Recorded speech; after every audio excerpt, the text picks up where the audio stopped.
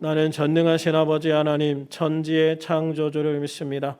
나는 그의 유일하신 아들 우리 주 예수 그리스도를 믿습니다.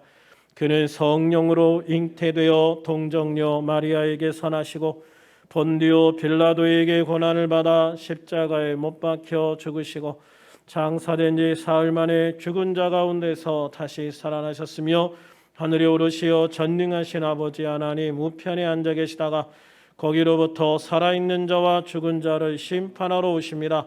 나는 성령을 믿으며 거룩한 공교회와 성도의 교제와 죄를 용서받는 것과 몸의 부활과 영생을 믿습니다. 아멘.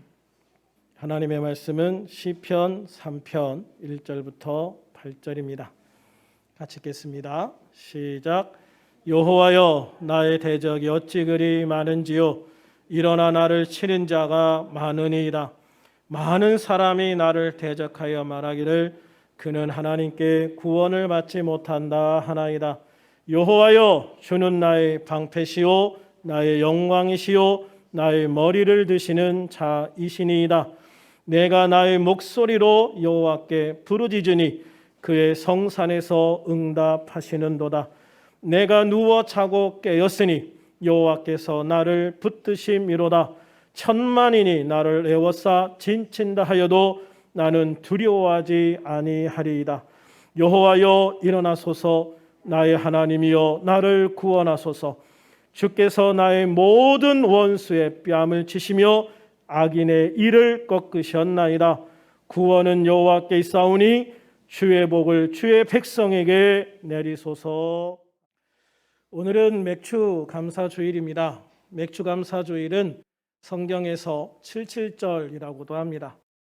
맥주라고 하니까 우리가 보리 추수처럼 생각이 되기도 하는데 본래는 보리가 아니라 밀을 추수하는 감사제입니다. 우리들 모두 코로나19로 인해서 많이 힘들고 어려운 시간들을 보내고 있지만 그 속에서도 하나님께 감사할 것들은 있다고 믿습니다. 그냥 지내면 아무것도 감사할 것이 없는 것처럼 생각되지만 감사하려고 감사할 것을 찾으면 아무리 힘들고 어려운 상황 속에서도 감사할 것은 있는 줄로 믿습니다. 이렇게 찾아 감사할 때 우리 삶에 더 많은 감사한 일들이 생기게 되어질 줄로 믿습니다. 반딧불을 보고 감사하면 촛불을 주시고 촛불을 보고 감사하는 사람에게는 달빛을 주시고 달빛을 보고 감사하는 사람에게는 태양을 주신다는 말이 있습니다. 작은 것 하나에 감사할 수 있을 때 우리 삶에는 항상 감사할 것들이 더 풍성하게 넘치는 복된 삶을 살게 되는 줄로 믿습니다. 감사할 것 중에 최고의 감사는 내가 예수님을 믿고 구원받은 것인 줄로 믿습니다. 이 세상에 생명을 구하는 것보다 더 귀한 것은 없기 때문입니다. 생명을 구하는 것도 그냥 구하는 것이 아니라 의의 태양이신 예수 그리스도를 통해서 영원한 생명과 천국을 받았으니 그것만으로도 우리는 세상의 모든 것을 가진 것인 줄로 믿습니다. 그러므로 우리들은 항상 범사에 감사할 수 있는 복된 성도들이 될 수 있기를 주님의 이름으로 축원합니다. 그런 의미에서 오늘 본문인 시편 3편은 우리들이 왜 하나님 앞에 감사하며 살아가야 하는가를 잘 말해주는 시편이라고 할 수 있습니다. 이 시의 마지막 결론을 보면 구원은 여호와께 있사오니 주의 복을 주의 백성에게 내리소서라고 끝마치고 있습니다. 구원은 여호와께 있사오니 주의 복을 주의 백성에게 내리소서. 할렐루야. 구원은 여호와께 있사오니 주님의 복을 우리들 교회 모든 성도들에게 내려주시기를 주님의 이름으로 축원합니다. 그렇습니다. 구원은 여호와 하나님께 있으니 하나님 안에 있을 때 우리는 세상에서 가장 아름다운 복을 누리며 살아가는 가장 복된 자인 줄로 믿습니다. 그러니 하나님과 함께하는 우리들은 하나님 앞에 감사하지 않을 이유가 없는 줄로 믿습니다. 이러한 이유로 유대인들은 이 시편 3편을 아침 찬송시라고 해서 아침마다 낭독하며 하나님께 감사하고 하루를 시작했다라고 합니다. 우리들도 아침마다 이 시를 읽고 묵상하면서 하루를 시작한다면 보다 더 아름답고 행복한 삶을 살 수 있게 될 줄로 믿습니다. 그런데 본문 1절에 보면 다윗이 이 시를 쓸 때의 상황이 참으로 어려운 상황이었다라는 것을 볼 수 있습니다. 본문 1절을 같이 한번 읽어볼까요? 시작. 여호와여, 나의 대적이 어찌 그리 많은지요, 일어나 나를 치는 자가 많으니이다. 아멘. 그렇습니다. 이 시는 아들 압살롬의 반역으로 인해서 쫓겨 도망가는 상황에서 지은 시입니다. 다윗의 일생 중에서 가장 힘들고 비참한 상황에서 지은 시예요. 그런데 본문을 보면 다윗은 아들 압살롬의 반역을 겪으면서 자신을 대적하는 사람들이 그렇게 많은 데 대한 놀라움을 고백하고 있어요. 사실 다윗은 왕이 되기 전에 사울 왕에게 쫓기기는 했지만 백성들에게는 절대적인 지지를 받던 사람이었어요. 물론 사울의 가문으로서는 다윗을 지지하거나 환영할 수 없었지만 그 나머지 사람들에게, 그 외의 나머지 사람들에게 다윗은 환영받는 대상이었다는 거죠. 다윗이 왕이 된 이후에 누구도 다윗의 왕권에 도전하는 사람도 없었어요. 그렇기 때문에 다윗의 생각으로는 자기에게 대적이 거의 없다고 생각하면서 살아왔어요. 그런데 막상 아들이 자기를 향해서 반역의 깃발을 들었을 때 생각보다 너무나 많은 사람들이 압살롬의 편에 서는 거예요. 심지어 자신의 충직한 신하라고 생각했던 사람들조차 압살롬 편에 서서 다윗을 대적하는 거예요. 이들은 단순히 다윗을 향해서 아들에게 왕위를 넘기라고 요구하는 수준이 아니라 굳이 왕을 죽이고 그 자리에 압살롬을 세우겠다라고 하면서 다윗을 향해서 칼을 겨누고 있는 거예요. 그리고 그 반역자의 우두머리가 다른 사람이 아니라 그토록 자신이 사랑했던 아들이었다는 것은 그야말로 충격 그 자체죠. 말 그대로 어제의 동지가 오늘의 적이 되어버린 거예요. 이렇게 다윗은 그 아들을 피해 정신없이 성을 빠져나와 도망을 치다가 정신을 차려보니 수많은 대적들에게 둘러싸인 존재가 되었다는 것을 알게 된 거예요. 그러면 이 대적들은 어제는 없다가 오늘 갑자기 생겨난 걸까? 그렇지 않다는 거죠. 이전에도 다윗의 대적들은 존재하고 있었습니다. 그러나 그들은 이전에 감히 다윗을 대적할 수 없었을 뿐이죠. 왜 그랬을까? 그들의 눈에도 하나님께서 다윗을 보호하시며 도우시는 것이 분명히 보였기 때문입니다. 이렇게 눈에 보일 정도로 하나님이 보호하시고 지키시는데 그런 다윗을 대적한다고 하는 것은 기름을 지고 불 속에 뛰어들어가는 것하고 똑같은 무모한 일이라는 것을 그들은 잘 알고 있었어요. 그래서 그들은 불만이 있었음에도 불구하고 꾹 참고 잠잠히 기다리고 있을 뿐이었다는 거죠. 그런데 그들에게 기회가 왔습니다. 바로 다윗이 범죄하였기 때문입니다. 다윗은 우리아의 아내를 범하고 그 사실을 숨기기 위해서 충성스러운 신하였던 우리아를 살해하는 죄를 범하였습니다. 이 죄악들로 인해서 하나님은 다윗을 징계하시기 위해 다윗을 향한 보호의 손길을 잠깐 거두시죠. 이러한 모습을 숨지기며 지켜보고 있던 대적들은 마침내 힘을 모아서 다윗을 대적하기 위하여 일어나게 된 것이에요. 이 대적들로 인하여 다윗이 겪어야 했던 고통은 이루 말할 수도 없지요. 이사야 59장 2절에 보면 오직 너희 죄악이 너희와 너희 하나님 사이를 갈라놓았고 오직 너희 죄악이 너희와 너희 하나님 사이를 갈라놓았고 너희 죄가 그 얼굴을 가리어서 너희 죄가 그의 얼굴을 가리어서 너희에게서 듣지 않으시게 함이니라. 듣지 못하시는 게 아니라 듣지 않으시게 한다라고 말씀하고 있어요. 죄는 하나님과 우리 사이를 갈라놓는 장애물인 거예요. 하나님과 우리 사이에 장벽이 생기면 하나님의 보호하심을 받을 수가 없어요. 그렇기 때문에 죄를 범하는 순간이 우리에게는 가장 위험한 순간이고 마귀에게는 가장 좋은 기회가 되는 것입니다. 그러므로 우리들은 항상 베드로전서 5장 8절 9절 말씀을 기억하고 명심하고 살아가야 돼요. 근신하라 깨어라.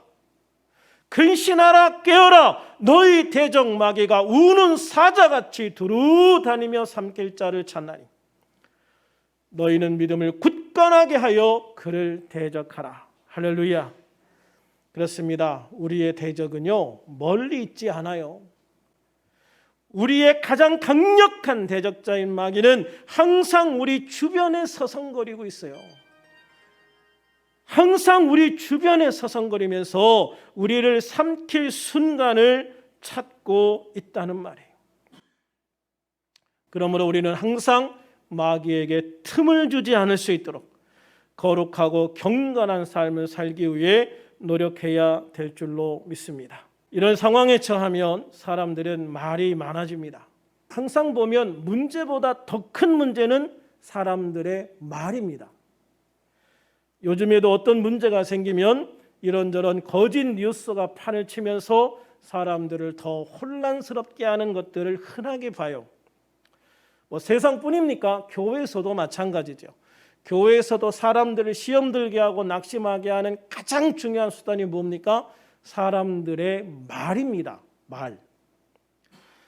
그런데 어떤 문제가 생기면 그 문제 그 자체를 말하는 게 아니라 그 문제에 자기의 생각을 더하고 상상을 더해서 온갖 말들을 만들어내는 거예요. 그래서 요만한 문제를 이만큼 키워버리는 그런 결과를 가져오게 되어집니다. 다윗에게도 예외는 아니었습니다. 본문 2절에 보면 많은 사람들이 나를 대적하여 말하기를 그는 하나님께 구원을 받지 못한다 하나이다 라고 했어요. 그렇습니다. 아들 압살롬이 반역을 일으켜서 다윗이 쫓기게 되었을 때 많은 사람들이 말하기를 이제 더 이상 다윗은 하나님 앞에 구원을 받지 못한다고 말합니다. 이제 다윗은 하나님께 버림을 받고 저주를 받은 자라고 조롱합니다. 이제 다윗은 끝났다. 이제 다윗은 끝났다. 이런 사람들 중에 베냐민 지파의 시므이라는 사람이 있었습니다. 사무엘하 16장 7절 8절에 보면 시므의 말이 기록되어져 있습니다. 시므이가 저주하는 가운데 이와 같이 말하니라 피를 흘린 자여 사악한 자여 가거라 가거라. 사울의 족속의 모든 피를 여호와께서 내게로 돌리셨도다. 그를 이어서 내가 왕이 되었으나 여호와께서 나라를 내 아들 압살롬의 손에 넘기셨도다. 보라 너는 피를 흘린 자이므로 화를 자초하였느니라. 사실 이 시므의 말은 하나도 맞지 않아요. 다윗은 사울 왕을 대적한 적이 없어요. 사울 왕이 다윗을 대적하기 위해서 끊임없이 쫓아다녔지. 다윗은 심지어 사울 왕을 죽일 수 있는 기회가 2번이나 있었지만 사울 왕을 건드리지 않았어요. 심지어 사울 왕의 그 옷 조각이 잘라온 것조차 하나님 앞에 회개하면서 용서를 구하거든요. 그래서 다윗은 사울 왕을 죽이지 않았어요. 사울 왕을 죽인 것은 블레셋과의 전쟁에서 죽은 것이지 다윗이 죽인 게 아니란 말이에요. 그리고 다윗은 왕이 된 이후에도 사울 왕가를 핍박하지 않았어요. 처음에 다윗이 왕이 되어서 사울 왕가와 다윗 왕가 이 2개의 나라로 나누어지거든요. 그럼에도 불구하고 다윗은 사울의 후손을 핍박해서 기어이 내가 저 나라를 무너뜨리고 통일해야 되겠다는 생각을 안 해요. 그들 스스로 무너지고 흡수된 것이죠. 그래서 시므의 말처럼 다윗이 사울 왕가의 피를 흘리고 자기가 왕이 된 게 아니란 말이에요. 그런데 사람들은 항상 자기가 보고 싶은 것만 보고 말하고 싶은 것만 말하는 게 제일 큰 문제예요. 그래서 사람들은요, 말을 통해서 객관적인 사실을 말하기보다 거기에 자기의 생각을 넣어서 굉장히 부풀려지고 잘못된 정보를 전달하는 경우들이 굉장히 많아요. 그래서 우리들은 세상 살아가면서 그런 말들에 현혹되지 않을 수 있어야 될 줄로 믿습니다. 시므이까지 나서서 이런 말들을 하는 것을 보면 이때의 상황이 다윗에게 얼마나 절망적이었는지를 잘 보여주고 있는 거예요. 아들에게 쫓겨 도망가는 다윗을 본 사람들은 다윗이 다시는 왕권을 회복하지 못할 거라고 생각을 했습니다. 이제 다윗은 끝났다라고 생각을 한 거죠. 그러나 다윗은 그렇게 생각하지 않았습니다. 다윗은 그런 사람들의 말에 휘둘리지 않았습니다.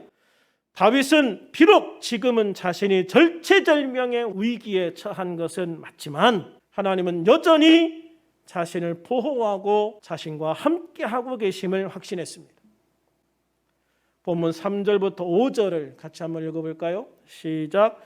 여호와여, 주는 나의 방패시요 나의 영광이시요 나의 머리를 드시는 자이시니이다. 내가 나의 목소리로 여호와께 부르짖으니 그의 성산에서 응답하시는도다. 내가 누워 자고 깨었으니 여호와께서 나를 붙드심이로다. 할렐루야. 이 말씀을 보면 하나님이 다윗을 떠났다는 생각이 듭니까? 이 말들을 보면, 다윗의 이 고백들을 보면 하나님이 다윗을 버렸다, 하나님이 다윗을 떠났다 이런 생각이 드세요? 아니죠. 전혀 그런 생각이 들지 않아요. 다윗은 여전히 하나님을 붙들고 있고 하나님은 여전히 다윗과 함께 있다고 하는 것을 강하게 느껴지는 고백들이라고요. 그래서 다윗은 하나님 앞에 하나님은 여전히 나의 방패시고 하나님은 나의 영광이시고 하나님은 나의 머리를 드시는 자입니다 라고 고백을 해요. 그리고 하나님은 내 기도를 반드시 들어 응답하실 것이고, 그러니 하나님, 나는 이제 더 이상 근심하고 걱정하지 않고 평안히 누워 잘 테니까 하나님, 나머지는 하나님께서 알아서 해결해 주세요. 할렐루야. 어떻게 보면 정말 하나님을 절대적으로 믿고 의지하고 있는 다윗의 모습을 보여주고 있는 거예요. 특별히 여기에서 머리를 드시는 자라는 고백을 하고 있는데요, 나의 머리를 드신다는 표현은 회복시킨다라는 의미예요. 사람들이 수치를 당할 때 머리를 숙여요. 다윗은 지금 아들에게 쫓기는 수치스러운 상황에 있습니다. 더욱이 시므이 같은 사람에게 온갖 욕설을 듣고 있습니다. 얼마나 치욕적인 순간이겠습니까? 그러나 다윗이 머리를 숙이고 있는 것은 단지 수치를 당하고 있기 때문만은 아니었습니다. 다윗이 지금 머리를 숙이고 있는 것은 자신이 수치를 당하고 있기 때문이기도 하지만 한편으로는 하나님 앞에서 자신의 머리를 숙이고 있는 겁니다. 하나님 앞에서 자신의 머리를 숙이고 있는 것입니다. 다윗은 하나님의 징계로 인한 아들과 신하들의 반란으로 인해서 자신이 하나님 앞에서 얼마나 큰 죄를 지었는가를 다시 한번 절실하게 깨닫게 되어집니다. 특별히 시므이 같은 이런 사람들의 말을 통해서 내 죄가 이렇게 컸구나, 내 죄가 이렇게 심각한 거였구나라고 하는 것을 절실하게 다시 한번 깨닫는 계기가 되는 거예요. 그래서 다윗은 지금 하나님 앞에서 자신의 잘못을 인정하면서 용서를 구하기 위해 머리를 숙이고 있는 것입니다. 다시 말하면 다윗은 하나님 앞에서 자신의 죄에 대하여 철저히 뉘우치며 회개하고 있는 거예요. 다윗이 회개하고 있다는 것은 다윗을 저주하는 시므이를 처단하겠다고 나서는 아비새에게 한 말을 통하여 확인할 수 있어요. 사무엘하 6장 10절에서 12절에 보면 이런 말을 합니다. 왕이 이르되 스루야의 아들들아, 내가 너희와 무슨 상관이 있느냐? 그가 저주하는 것은 여호와께서 그에게 다윗을 저주하라 하심이니 내가 어찌 그리하였느냐 할 자가 누구겠느냐 하고, 시므이가 저렇게 나를 저주하는 것은 하나님께서 시므이를 시켜서 나를 저주함으로 내 죄가 얼마나 심각한지를 절실하게 깨닫게 만들어주고 있는 것이다. 그러니 시므이한테 뭐라고 하지 마라. 저를 책망하지 마라. 저를 쫓아가서 죽이려고도 하지 마라 라고 하는 것이죠. 11절에 보면 또 다윗이 아비새와 모든 신하들에게 이르되 내 몸에서 난 아들도 내 생명을 해하려 하거든 하물며 이 베냐민 사람이랴 여호와께서 그에게 명령하신 것이니 그가 저주하게 버려두라. 내 죄가 얼마나 크면 내 속에서 난 내 아들까지도 나를 대적하여 일어섰겠느냐라는 것이죠.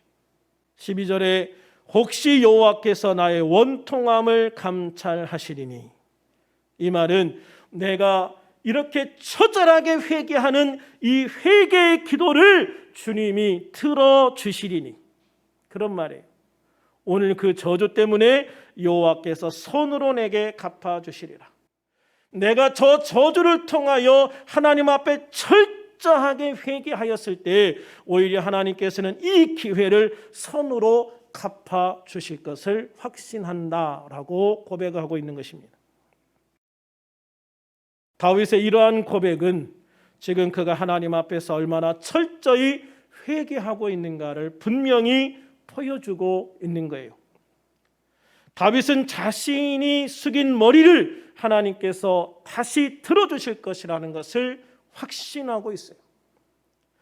다윗은 자신이 숙인 머리, 회개하기 위해서 숙인 머리를 하나님이 용서하시고 회복시키심으로 다시 들어주실 것을 확신하고 있다라고 말하고 있는 거예요.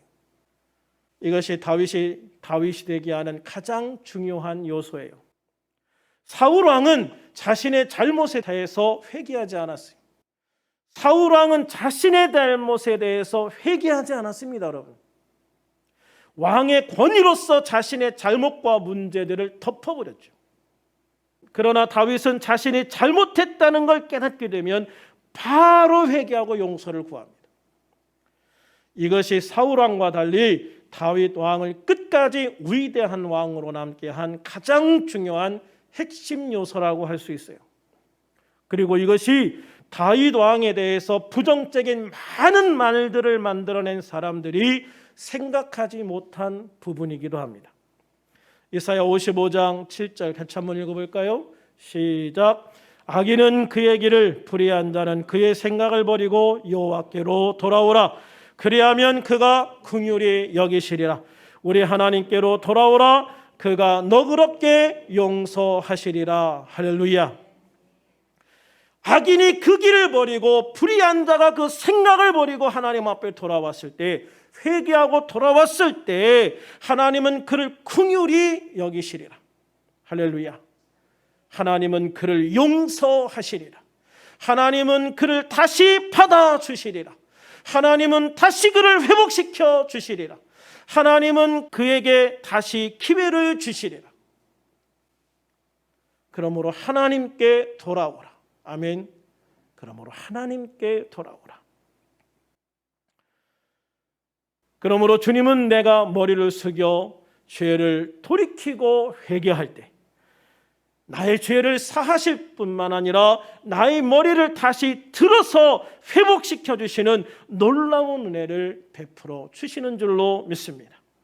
나의 머리를 들어주신 하나님은 다시금 나의 방패가 되어주시고 나의 영광이 되어주시고 나의 구원이 되어주시는 거예요. 이것이 온전한 회복의 축복인 줄로 믿습니다.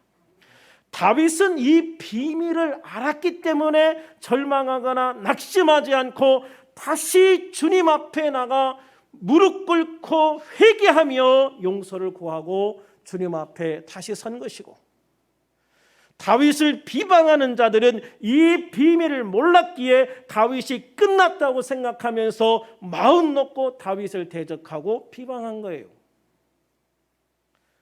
그들이 이 비밀을 알았다면 결코 다윗을 그렇게 함부로 저주하거나 비난하지 못했겠죠. 이처럼 하나님은 결코 하나님의 사람을 버리지 않는다는 것을 믿으시기를 바랍니다. 사람들은 이제 더 이상 하나님의 도움을 받을 수 없다고 생각하는 그 순간에도 하나님은 결코 나를 버리지도 떠나지도 않으시는 줄로 믿습니다. 잠시 나를 책망하기 위해서 나를 향한 보호의 장막을 잠시 거둘 때는 있어요. 그러나 그렇다고 해서 하나님이 나를 떠나신 것은 아니죠.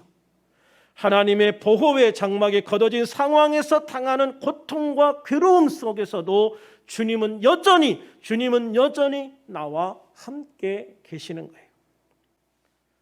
그래서 예수님께서 세상 끝날까지 내가 너희와 항상 함께 있겠다고 약속을 하셨잖아요. 주님은 절대로 우리를 버리지도 떠나지도 않으신다는 것을 믿으시기를 바랍니다. 그래서 하나님은 히브리서 13장 5절에서 내가 결코 너희를 버리지 아니하고 너희를 떠나지 아니하리라. 신명기 31장 6절 너희는 강하고 담대하라. 두려워하지 말라. 그들 앞에서 떨지 말라. 이는 내 하나님 여호와 그가 너와 함께 가시며 결코 너를 떠나지 아니하시며 버리지 아니하실 것임이라. 8절입니다. 그리하면 여호와 그가 내 앞에서 가시며 너와 함께 하사 너를 떠나지 아니하시며 버리지 아니하시리니 너는 두려워하지 말라 놀라지 말라라고 하셨습니다. 할렐루야.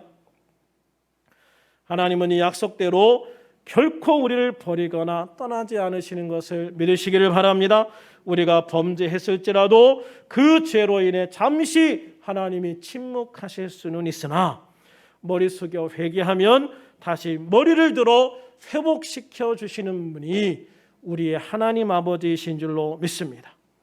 요한일서 1장 9절에 보면 만일 우리가 우리 죄를 자백하면 그는 미쁘시고 의로우사 우리 죄를 사하시며 모든 불의에서 우리를 깨끗하게 하실 것이라고 말씀하셨습니다. 우리가 주님 앞에 회개하고 돌아오면 주님은 회개하고 돌아오는 것만으로도 너무 기뻐하시면서 우리의 모든 죄를 용서하시고 다시 하나님의 온전한 보호하심과 인도하심 아래서 회복시켜 주시고 축복해 주시겠다고 약속하신 것입니다. 이것이 황자가 돌아왔을 때 쫓아가서 안아주시고 맞아주시는 아버지의 모습을 통해서 우리에게 잘 보여주시고 있는 거예요. 당자 그야말로 못된 아들이었습니다. 아버지에게 재산 늦게 물려준다고. 아버지는 나이가 들어서도 죽지도 않고 그래서 내가 유산도 못 물려받는데 빨리 내 재산, 나에게 물려줄 재산 빨리 달라고 쫄라가지고 그 재산 받아가지고 멀리 외국에 가서 기생들하고 다 써버리고 빈털털이 거지가 되어서 돌아오는 거예요. 그런데요, 그 아버지가 이놈의 자식 나한테 그런 말하고 네가 돌아올 자격이 있어?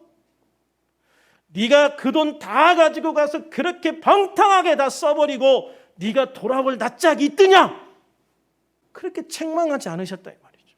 그냥 이 아버지는 그 아들이 돌아온 것만으로도 기뻤어요. 죽지 않고 돌아온 것만으로도 기뻤어요.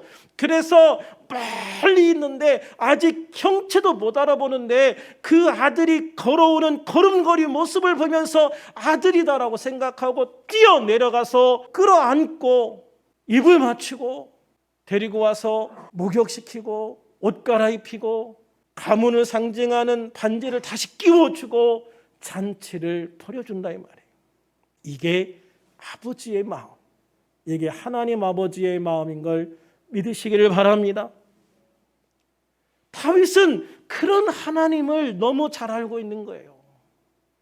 그래서 다윗은 일평생 하나님 안에서 정직하고 성실하고 거룩하게 살려고 노력했지만 부지불식간에 지은 죄로 인하여서 이런 어려움을 겪을 때에도 다시 하나님 앞에 돌아가면 하나님은 기쁘게 나를 맞아주신다는 것을 믿고 확신했기 때문에 머리를 숙여 회개하고 주님 앞에 다시 돌아갈 수 있었던 것이에요. 이게 다윗의 위대한 점이라고 하는 것이죠. 그러므로 우리들은 언제 어디에서나 나를 돌아보고 다윗처럼 주님 앞에 회개할 일이 있으면 빨리 회개하시고 주저하지 않고 회개하고 돌아올 수 있는, 주님 앞에 회개하고 주저하지 않고 주님 앞에 다시 돌아올 수 있는 그런 성도들이 되시기를 주님의 이름으로 축원합니다. 그래서 어떤 수치를 당해도 어떤 고난을 당해도 다시 머리를 들게 하시는 하나님의 은혜로 굳세게 일어서서 승리하는 성도가 되시기를 소망합니다. 그래서 하나님이 우리에게 허락하신 최선의 삶과 최고의 삶을 사는 우리들이 되어서 우리들이 살아계신 하나님의 증거가 될 수 있도록, 할렐루야, 나를 통해서 살아계신 하나님의 모습을 세상에 보여줄 수 있는 그런 우리들의 삶이 될 수 있기를 우리 주님의 이름으로 축원합니다. 축원합니다. 할렐루야. 살아계시고 역사하시는 아버지 하나님, 오늘도 주님께서 우리와 함께 하심을 감사합니다. 정말 우리가 주님 다시 오실 때까지 주님 안에 우리의 믿음을 지키고 마지막 때에 믿는 자를 찾을 때에 주여 내가 여기 있나이다 주님 앞에 두 손 들고 달려갈 수 있는 그런 우리들이 되어지기를 원합니다. 그러나 때로 우리가 죄를 지을 때도 있습니다. 대적들이 그 틈을 타 나를 노리고 달려들 때도 있습니다. 그래서 사람들이 볼 때에 절망적인 상황, 다시 일어설 수 없을 것 같은 그런 상황에 처하기도 합니다. 그러나 다윗은 기억하고 있었습니다. 하나님이 어떤 분이신지, 얼마나 나를 사랑하시는 분이신지, 그 아들 독생자 예수 그리스도를 이 땅에 보내셔서 그를 십자가에 죽게 하실 만큼 우리를 사랑하시는 분이 우리 하나님이신 줄로 믿습니다. 하나님 아버지는 바로 그 예수 그리스도의 십자가 은혜를 통해서, 십자가 대속의 은혜를 통해서 우리의 죄를 사하셨고 우리를 당신의 백성으로 맞아주셨고 당신의 자녀로 삼아주셨습니다. 하나님은 그만큼 우리를 사랑하십니다. 한번 죄를 지었다고, 한번 실수했다고 매몰차게 버리는 하나님이 아니에요. 떠나는 하나님이 아니에요. 언제 어디에서나 우리와 함께 하시는 하나님, 결코 나를 싫어 버리지 아니하시고 떠나지 아니하시는 분, 바로 그분이 우리 하나님이신 줄로 믿습니다. 그러므로 우리들은 언제 어디에서나 나와 함께 하시는 주님을 바라볼 수 있기를 소망합니다. 그 주님의 손을 꼭 잡고 잘못한 것이 있다면 예수 그리스도의 보혈의 은혜를 빌어 회개하고 용서를 받고 숙여진 머리를 다시 들어 올리시는 주님의 은혜를 따라서 우리가 다시 회복되고 다시 기회를 받아 다시 힘있게 주님의 백성으로, 주님의 자녀로 살아갈 수 있는 그런 우리들이 되어지기를 소망합니다. 코로나로 인해서 많은 성도들이 힘들어하고 어려워하고 있습니다. 많은 백성들이 이 코로나 때문에 정말 힘들고 어려운 삶을 살아가고 있습니다.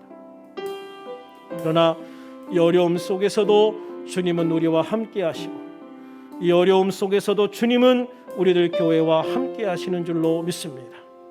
우리 하나님, 우리 예수님 꼭 붙잡고 바라보게 하여 주시고 오늘도 믿음으로 승리하는 우리들이 되어지기를 소망합니다. 주님이 한 주간에도 주님에게서 한순간도 우리의 눈이 떨어지지 않게 하시고 한순간도 주님의 손 놓지 않게 하시고 나와 함께 하시는 그 주님의 손 꼭 잡고 다시 머리를 들게 하시는 주님의 은혜를 바라보며 믿음으로 함께 가는, 함께 달려가는 우리들이 되어지게 하옵소서. 함께 하시고 축복하심을 감사하며 예수님의 이름으로 기도하옵나이다. 아멘.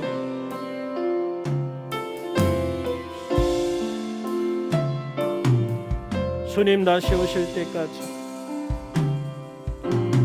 주님 다시 오실 때까지 나는 이 길을 가리라. 좁은 문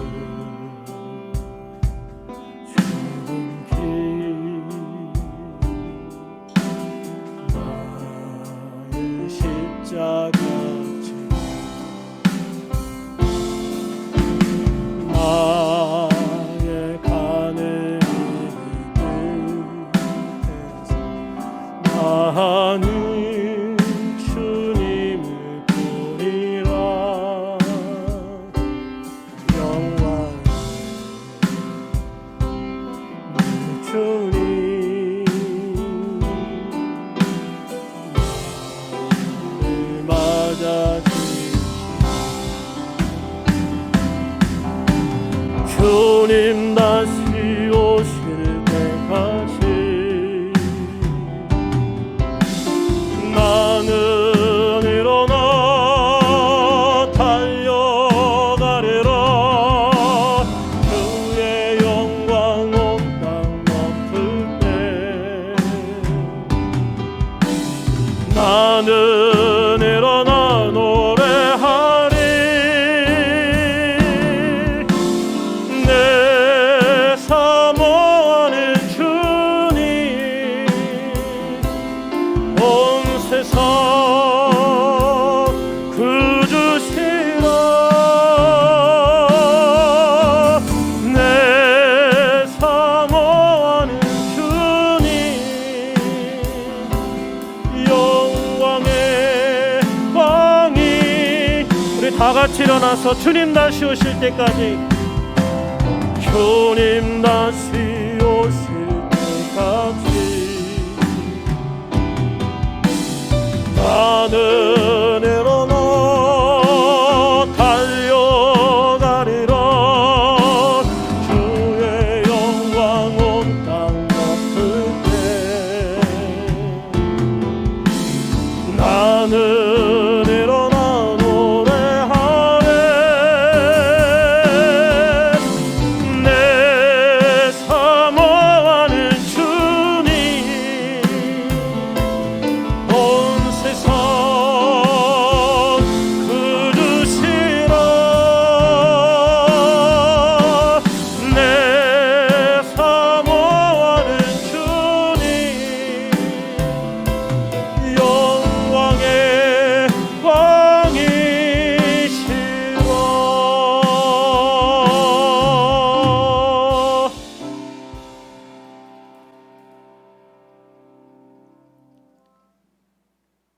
이제는 우리 주 예수 그리스도의 무한하신 은혜와 하나님 아버지의 놀라우신 사랑하심과 성령의 교통하심이 나의 머리를 들어주셔서 나를 회복시켜 주시고 다시 기회를 주시는 주님의 무한한 은혜에 감사하는 삶을 살아가면서 하나님이 허락하신 최선의 삶과 최고의 삶을 살기를 원하는 여기에는 모든 성도들과 가정에서 방송으로 예배하는 모든 성도들과 이들의 모두의 가정과 일터와 학교와 모든 환경 위에 지금으로부터 영원토록 함께 하옵시기를 간절히 축원하옵나이다. 아멘.